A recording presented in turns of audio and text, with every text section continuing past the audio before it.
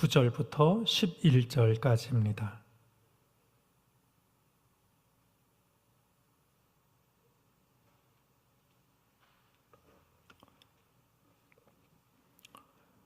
사무엘하 6장 9절부터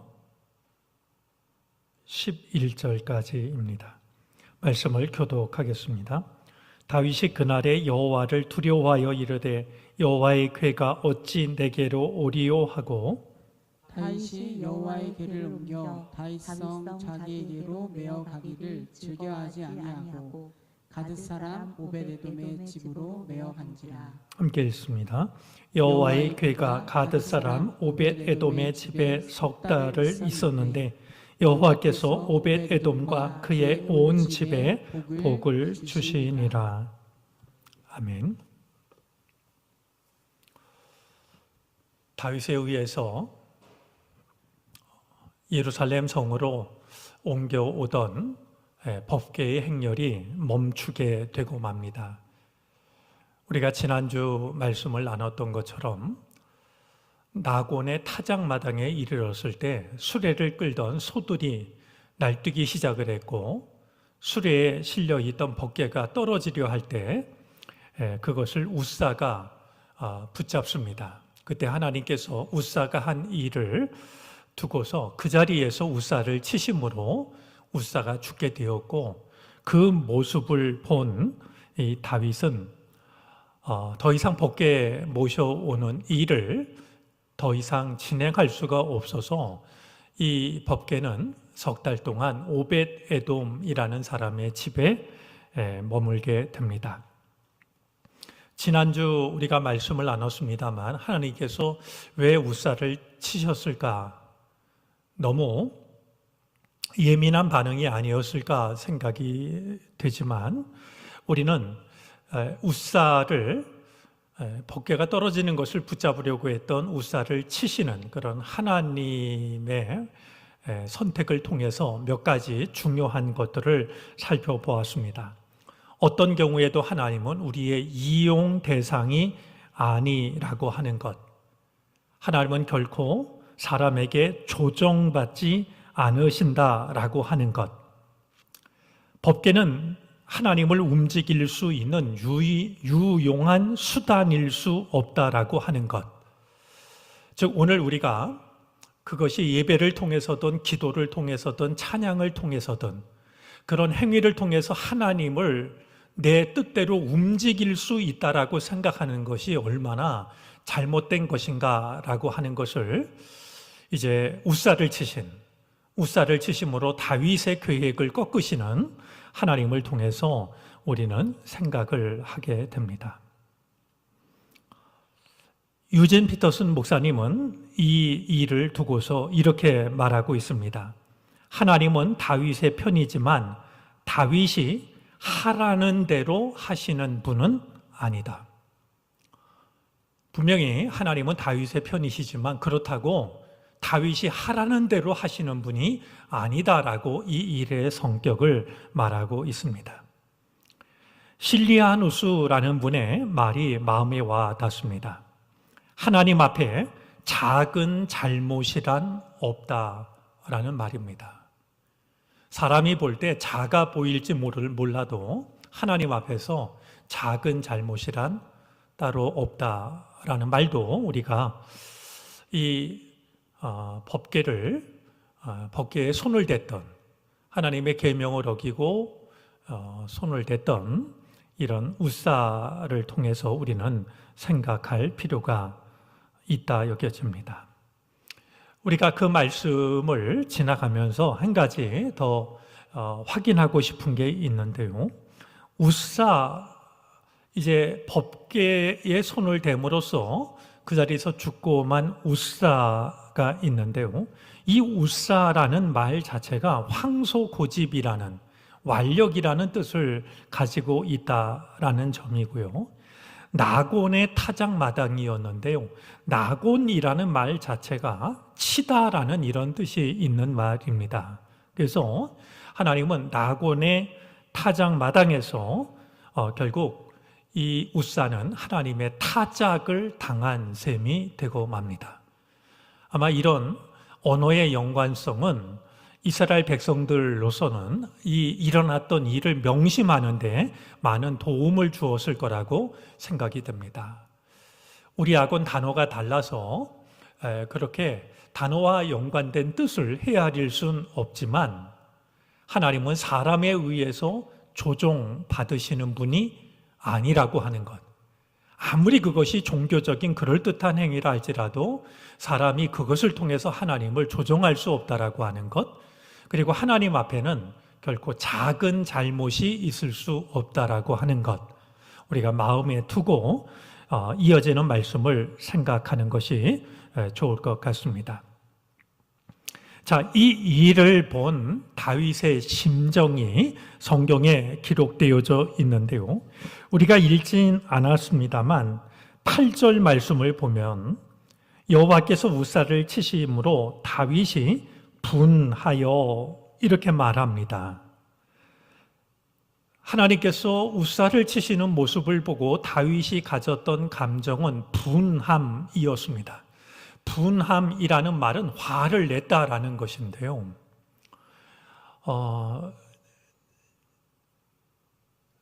오히려 하나님께서 왜 이런 일을 하실까 돌아보아야 할 순간인데요. 다윗은 그 순간에 자신의 감정을 먼저 드러내고 있습니다. 하나님의 뜻을 생각하고 하나님의 뜻을 헤아리기보다 내 생각, 내 감정을 앞세우고 있는 다윗의 모습을 우리는 보게 됩니다. 자, 분함뿐만이 아니었고요. 9절 말씀에 보면 여호와를 두려워합니다. 무서워하는 겁니다.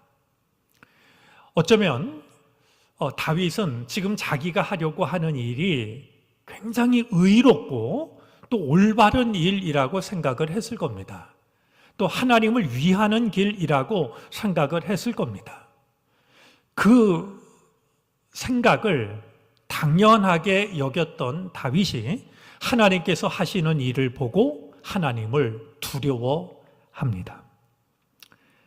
때때로 친숙함은 가벼움으로 이어집니다. 이것은 사람과의 관계에서도 마찬가지고 하나님과의 관계에 있어서도 마찬가지입니다. 친해지면 더욱더 지켜야 할 것이 많아지는 법인데요. 친해지다 보면 가볍게 생각하는 것들이 생겨납니다. 우리의 신앙도 마찬가지여서 신앙생활을 오래 한 사람들에게서 참으로 찾아보기 어려운 것이 하나님을 두려워하는 마음입니다. 이 떨림이 사라져버리는 이런 것을 보게 되는데 다윗은 생각하지 못했던 하나님의 선택 앞에서 하나님을 두려워합니다. 자, 또 한 가지 다윗이 가졌던 감정이 있는데요. 10절입니다. 여호와의 궤를 옮겨 다윗성 자기에게로 메어 가기를 즐겨하지 아니했다. 정말 이렇게 엄격하신 하나님이라고 하면 내가 이 법궤를 옮겨갔다가 어떤 일이 생길까 두려워하면서 다윗은 이제 자기 다윗성으로 옮겨가려고 했던 자신의 계획을 철회하게 되죠. 원하지 않는 겁니다. 자, 결국 거국적인 행사를 통해서 예루살렘 성으로 옮겨가던 이 법궤의 행렬은 멈춰지게 되었고 오벳 에돔이라는 사람의 집에 석 달간을 머물게 됩니다. 자, 이 석 달의 의미는 과연 어떤 것이었을까요? 다윗의 입장에서 생각해 보면 어떻게 보면 굉장히 솔직하고 어떻게 보면 굉장히 계산적이고 인간적인 선택이라고 생각이 됩니다. 이제 도대체 이걸 옮겨가는 게 맞는지, 옮겨가는 것이 좋은지, 옮겨가도 되는지 아마 여러 가지를 따져보는 그런 시간이었을 거라고 여겨집니다. 아무 일이 없었다면 당연히 예루살렘 성으로 모셔갔을 법궤지만 나곤의 타작마당에서 있었던 일은 다윗에게는 많은 생각을 하게 만들었습니다. 아마 이 석 달 동안 다윗은 이 법궤를 두고서 수많은 생각을 했을 거라고 여겨집니다. 자, 이 석 달의 시간은 다윗에게는 과연 법궤를 모셔간 오벳에돔의 집에 어떤 일이 일어나는지를 살피는 시간이기도 했을 겁니다. 과연 오벳에돔의 집에 법궤가 이제 모셔져 있으니 법궤가 모셔져 있는 오벳에돔의 집에 어떤 일이 일어날까? 그것을 보고서 다윗은 다시 이 법궤를 예루살렘으로 옮겨갈지 아니면 옮겨가는 것을 포기할지를 결정하려고 하지 않았을까 짐작이 듭니다. 그런데 오늘 성경 말씀을 보니까 석 달 동안 법궤가 오벳에돔의 집에 머물러 있는 동안 11절 말씀에 의하면 여호와께서 오벳에돔과 그의 온 집에 복을 주셨다라고 말합니다. 다음 주에 나누게 되겠습니다만 이 모습을 본 다윗은 이제 오벳에돔의 집에서 법궤를 예루살렘 성으로 다시 모셔갈 것을 결정하게 됩니다. 오벳에돔의 집에 법궤가 모셔져 있고 법궤가 모셔져 있는 동안 하나님께서 오벳에돔은 물론이고 그의 온 집안에 복을 주시는 모습을 본 다윗이 법궤를 옮겨가기로 하는데요. 우리가 이 대목에서 몇 가지를 좀 살펴볼 필요가 있습니다. 먼저 오벳에돔이라는 사람인데요. 오벳에돔이라는 사람을 두고서 우리 오늘 성경은 10절 말씀에 의하면 가드 사람이라고 말하고 있습니다. 자, 가드 사람 오벳에돔입니다. 가드라는 말은 블레셋 지역에 있는 도시인데요. 즉 오벳에돔은 이스라엘 사람이 아니라 블레셋 사람입니다. 그런데도 그가 이 하나님의 법궤를 자기 집에 모시자 하나님께서 그에게 복을 주셨다라는 겁니다. 오벳에돔이라는 그 이름의 뜻 속에는 섬기는 사람이라는 뜻이 있습니다. 아마 그의 이름으로 보자면 생각지 않게 하나님의 법궤가 내 집에 들어오게 되었을 때 이 오벳에돔은 그의 이름대로 그 법궤를 잘 모시는 일을, 정성스럽게 모시는 일을 감당했을 거라 여겨집니다. 아마 어떻게 모셔야 하는지 제사장들에게 물었을 터이고요. 왜 우사가 죽임을 당할 수밖에 없었는지도 아마 오벳에돔은 그냥 모르고 지나가지 않았을 것입니다. 무엇을 삼가야 되는지, 어떻게 해야 되는지. 비록 블레셋 사람이지만 오벳에돔은 법궤와 관련해서 성경이, 율법이 무엇을 명하고 있는지를 헤아렸을 것이고 그가 할 수 있는 정성을 다해서 법궤를 모셨을 겁니다. 오늘 이 말씀은 우리에게 몇 가지를 생각하게 하는데요. 누구라도 주님의 말씀을 정성스럽게 모시면 복을 받게 된다라는 겁니다.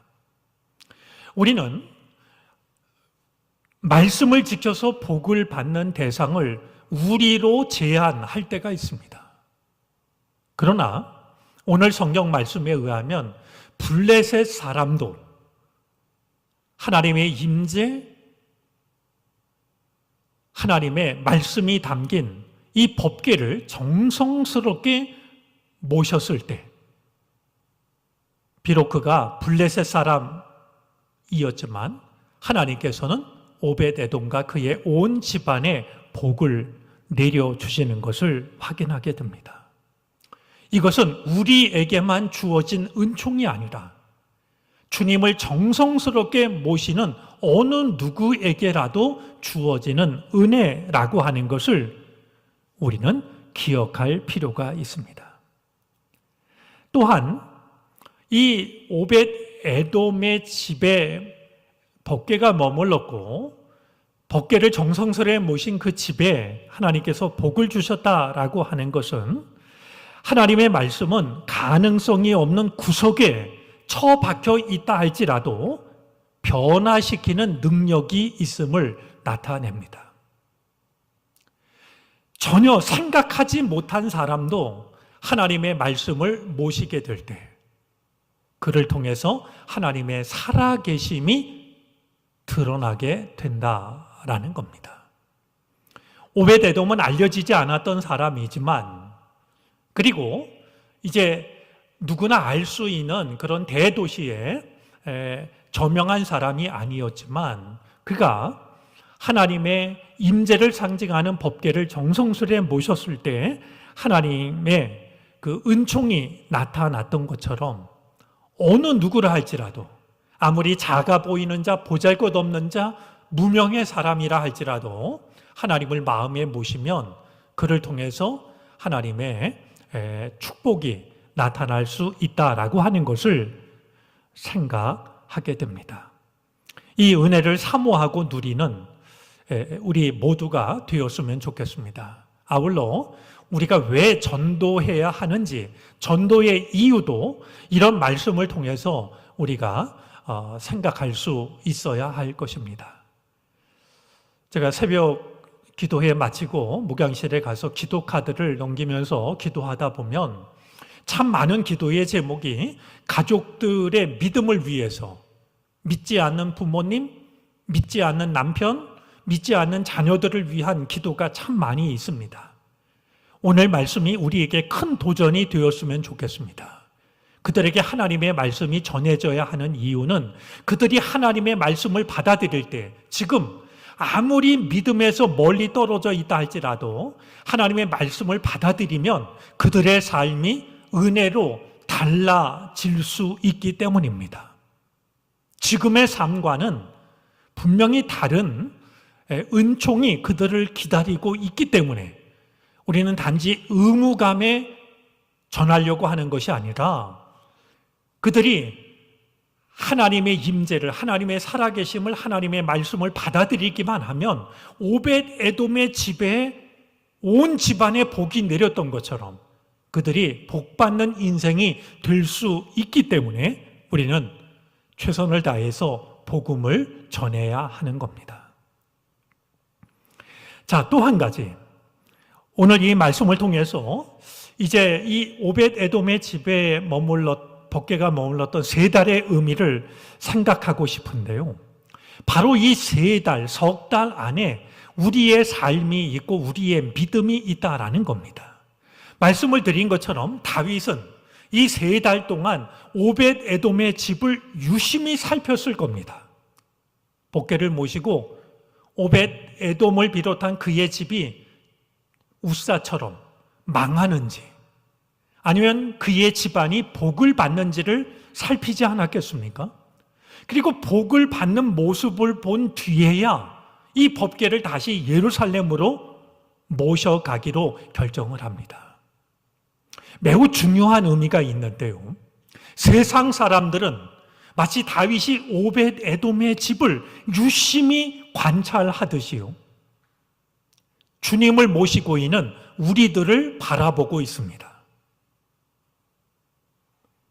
주님을 모신 우리들의 삶이 어떠한지를, 과연 저들이 하나님의 복을 받는지 아니면 잘못되는지 왜 우리를 관심을 가지고 바라보지 않겠습니까? 주님을 모신 우리들의 삶이 세상 사람들이 바라보기에도 복을 받는 삶이라고 하면 하나님께서 복을 주시는 삶을 그들도 확인할 수 있다라고 하면 다윗처럼 마음의 경계심을 풀고서 법궤를 다시 모시는, 그동안 거리를 뒀던 주저함을 떨쳐버리고 하나님을 모시는 일들이 나타나게 될 겁니다. 법궤는 석 달 동안 오벳 에돔의 집에만 머물러 있는 것이 아닙니다. 오늘 주님을 믿고 있는 우리들의 마음 속에 머물러 있고 우리들의 인생 속에 머물러 있습니다. 누군가는 이런 말을 합니다. 우리가 복음을 전하면서 예수 믿으세요 라고 말하는 것은 나와 같은 삶을 살고 싶지 않습니까? 라는 말과 같은 의미라는 겁니다. 나처럼 살고 싶지 않으세요? 우리가 아무리 복음을 전한다 할지라도 나를 바라보는 사람 앞에 나는 당신처럼 살고 싶지 않습니다. 그 삶을 우리가 살고 있다면 우리가 전하는 복음은 힘을 잃어버린 빈 말에 불과하다라고 하는 것을 생각하게 합니다. 비록 3달이었지만 오벳 에돔의 집에 하나님의 축복이 임하는 것을 확인하는 데는 충분한 시간이었습니다. 오늘 우리들의 믿음의 고백대로 살아계신 하나님, 살아계신 하나님의 말씀, 오벳 에돔의 집에 머물렀던 법궤처럼 우리가 하나님을 모시고 하나님의 말씀을 모시고 살아간다라고 하면 우리들의 삶을 통해서 하나님의 은총이 드러나야 됩니다. 그 모습을 본 다윗이 법궤를, 그동안 멈춰 세웠던 법궤를 다시 예루살렘 성으로 모시기로 결정하는 것처럼 누군가가 하나님을 향하여 마음의 문을 닫고 있다가도 우리들의 모습을 보고 마음의 빗장을 풀고 하나님을 모셔드리는, 하나님께로 나아가는 이런 일들이 나타나게 될 것입니다. 우리의 믿음은, 우리의 삶은 오벳에돔의 석 달과 다를 것이 없습니다. 이 시간을 통해서 하나님의 살아계심, 하나님의 말씀, 그것을 지닌 자가 얼마나 복된 것인지를 우리를 바라보는 사람들 앞에 증거할 수 있는 우리가 되어질 수 있기를 바랍니다. 우리의 삶을 통해서 하나님께 나아오기를 주저했던 많은 사람들이 마음의 경계심을 풀고 하나님께로 나아오는 놀랍고도 귀한 역사가 나타날 수 있기를 바랍니다. 기도하겠습니다.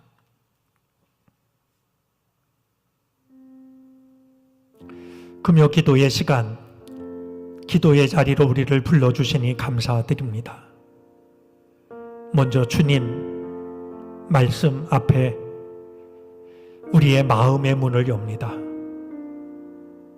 오벳에돔의 집에 법궤가 머물렀던 기간은 비록 석 달뿐이었지만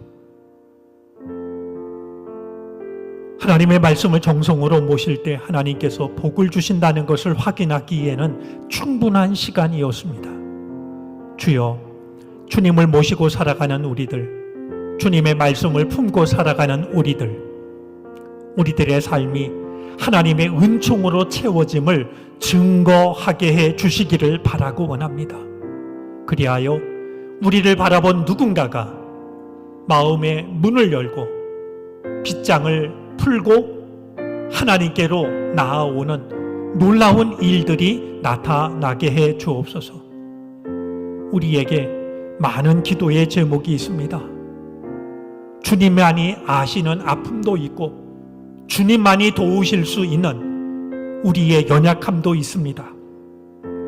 모두 아시는 주님, 우리를 긍휼히 여겨 주시옵소서. 이 시간 주님을 찬양할 때 온 마음으로 찬양하게 하여 주시고, 우리가 주님께 기도할 때 온 마음으로 기도하게 해 주옵소서. 오직 하나님 앞으로 나아가는 복된 시간 되게 하여 주시고, 하나님의 음성을 듣는 시간 되게 하여 주시며 하나님의 손길을 경험하는 시간이 되게 해 주옵소서. 예수 그리스도의 이름으로 기도를 드립니다. 아멘.